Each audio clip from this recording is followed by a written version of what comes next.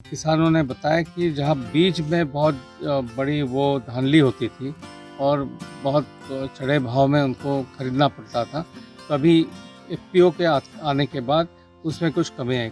जो लोकल केवी के हैं यहाँ पे, उसके और उनके यार, और कुछ किसान ऐसे हमने देखे हैं जो भी तकनीक हम कहते हैं कि भाई तकनीक विकसित हो चुकी है कृषि में, इन लोगों ने ये अपने खेत में करके दिखाया। इनसे मिलने के बाद तो मुझे ऐसा लगता है कि कृषि का भविष्य बिल्कुल उज्जवल है।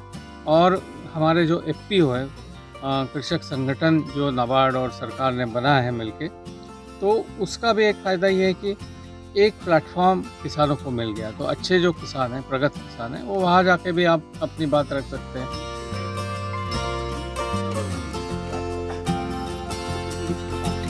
और एक किसान को जो है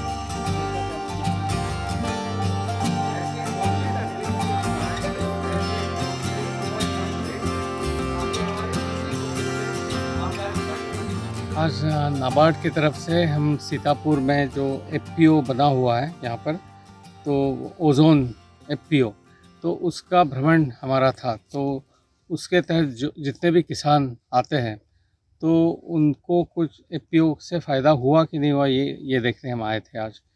तो बहुत खुशी की बात है। एफपीओ से जो फ़ायदा हो रहा है वो तो हो ही रहा है। जैसे एफपीओ ने अपना आ, जो किसानों को इनपुट चाहिए होते हैं, खाद वगैरह, पेस्टिसाइड चाहिए होते हैं, उसकी दुकान अपनी लगाई है, तो उससे तो अपना फ़ायदा हो ही रहा है।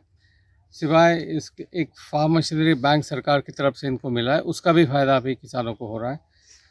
किसानों ने बताया कि जहाँ बीच में बहुत बड़ी वो धांधली होती थी और बहुत चढ़े भाव में उनको खरीदना पड़ता था, तो अभी एफपीओ के आने के बाद उसमें कुछ कमी आई। खाद में जो बाज़ार में कीमत है और एफपीओ की दुकान में कीमत है, उसमें भी बहुत बड़ा फ़र्क है और उसका फ़ायदा किसानों को मिल रहा है। इसके अलावा मैंने देखा, ये तो एफपीओ के फ़ायदे हो ही रहे किसानों को, और भी ज़्यादा होना चाहिए। एफपीओ ने मार्केटिंग में भी जाना चाहिए। जो बहुत अच्छी फसलें यहाँ पे हैं, गन्ना तो है ही, जो जो कई साल से हो रहा है क्योंकि चीनी मिलें यहाँ पर है, लेकिन किसानों ने जो लोकल केवी के हैं यहाँ पे, कृषि विकास केंद्र, कृषि विज्ञान केंद्र है, उस उसके और उनके यार, और कुछ किसान ऐसे हमने देखे हैं जैसे विनोद आर्या जी है, इंद्रजीत आर्या जी है। बड़ा अच्छा लगा इनसे कि जो भी तकनीक हम कहते हैं कि भाई तकनीक विकसित हो चुकी है कृषि में, इन लोगों ने ये अपने खेत में करके दिखाया और इनके हौसले बिल्कुल बुलंद हैं। अगर इनसे आप मिलिए, इन किसानों से, तो कोई ये कहने की ज़रूरत महसूस नहीं होती कि भाई कृषि का क्या होगा। इनसे मिलने के बाद तो मुझे ऐसा लगता है कि कृषि का भविष्य बिल्कुल उज्जवल है। और ऐसा कोई अगर यहाँ के युवा अगर कहीं जाना चाहते हैं तो कृषि में जाए। और कृषि में इतने अच्छे अच्छे प्रयोग इन्होंने किए, मतलब अपने छोटी सी भूमि में, और या फिर किराए पे भी जो इन्होंने भूमि ली है खेती के लिए, तो कम से कम ज़मीन पर कितनी ज़्यादा से ज़्यादा फसल उगाए, इसके सारे तकनीक जो कृषि विज्ञान केंद्र बताती है या यूनिवर्सिटी बताती है, आईसीआर बताती है, आईआरआई बताती है, वो सारे उन्होंने अपनाए हैं। और बहुत खुश किसान मैंने देखे। एक महिला सुधा सुधा पांडे जी, इनसे भी हम मिले। उन्होंने जैसे नाबार्ड की एक सब्सिडी स्कीम होती है डेयरी वालों के लिए, जिसमें आप जानवर ले सकते हो। तो 10 जानवर से जब भी शुरुआत इनकी हुई है 7-8 साल पहले, आज ये मालकिन हुई है, करीब 60 गाय और भैंस इनके पास है। तो मतलब सरकारी या नाबार्ड की जो भी योजना है, उनका उपयोग अगर सही तरीके से किया जाए, तो किसान अपने आप खुशहाल हो सकता है। इसके अलावा और एक चीज़ हमने देखी कि मशरूम में लोग आगे बढ़ रहे हैं यहाँ पे। पहले 1-2 किसान ही करते थे, अपने तरीके से करते थे। अब ये चीज़ फैल रही है और जैसे बाराबंकी में भी एक बड़ी मंडी, वहाँ पे प्रोडक्शन सेंटर भी बन गया है। करीब देश का 50-60% मशरूम वहाँ पे हो रहा है। तो एक मैं देख रहा हूँ कि अगले 2-3 साल में अगर ऐसे ही चलता रहे तो सीतापुर मशरूम का सेंटर उभर के आएगा, क्योंकि हौसले इनके बुलंद है और बहुत ही लो कॉस्ट टेक्निक ये इस्तेमाल कर रहे हैं। मतलब कोई चीज़ ये बाहर से नहीं खरीद रहे सिवाय बाँस के, और बाँस भी अपनी ही वन की उपज होती है, खेत में भी उग सकता है।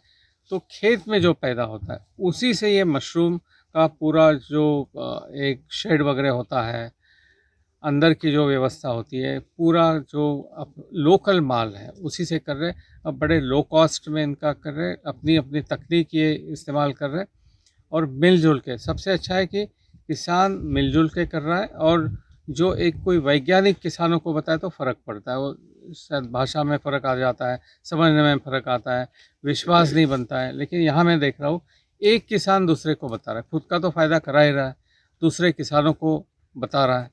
और हमारे जो एफपीओ है, कृषक संगठन जो नाबार्ड और सरकार ने बनाया है मिलके, तो उसका भी एक फ़ायदा ये है कि एक प्लेटफॉर्म किसानों को मिल गया। तो अच्छे जो किसान हैं, प्रगत किसान हैं, वो वहाँ जाके भी आप अपनी बात रख सकते हैं, और ऐसे ही इसका प्रचार प्रसार होगा। अभिमुख नीतियाँ, अच्छी अच्छी नीतियाँ ला रही है।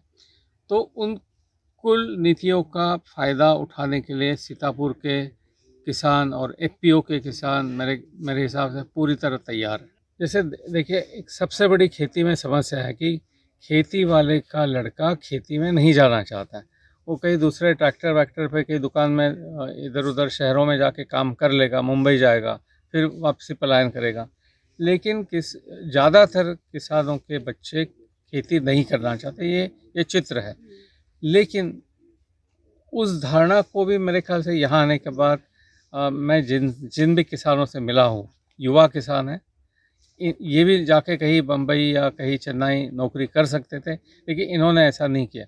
ऐसा नहीं कि इनके पास भूमि बहुत ज़्यादा है, भूमि इनके पास भी कम है, लेकिन पूरी तकनीक, साइंटिफिक तकनीक जो होती है, वो अपनी हुनर और पूरी जो मार्केट का फ़ायदा उठाते हुए ये किसानी खेती कर रहे हैं।